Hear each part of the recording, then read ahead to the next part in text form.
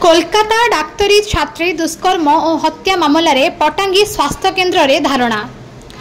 RG Kar medical college घटिथिबा अमानवीय घटना परिप्रेक्षी रे देशव्यापी डॉक्टर और हॉस्पिटल कर्तृपक्ष मानकर आंदोलन को आमे पटांगी अंचल रे कोणे अनुकोणे कार्यरत प्रत्येक डॉक्टर आईएमए और ओएमएसए रो निर्देश अनुसार कोरापुट जिला सीमांत पटांगी ब्लॉक अंतर्गत पटांगी गोष्ठी स्वास्थ्य केन्द्र रे आज पटांगी अंचल रे कार्यरत प्रत्येक डॉक्टर तथा doctor Bhagwat Murmu, doctor Sujata Barik, doctor Shantanu Rout, doctor Vikas Sharma, doctor Mrigendra Hembram, doctor Saticha Mohanty, doctor Rakesh Biswal, doctor Biswaranjan Pati और डॉक्टर ईसामधु तरेई प्रभुदी द्वारा शांतिपूर्ण आंदोलन करा जायथिला।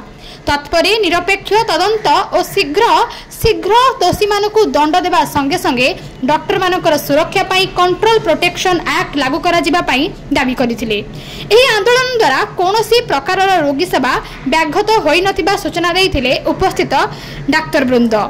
ब्यूरो रिपोर्ट प्रतिकार न्यूज।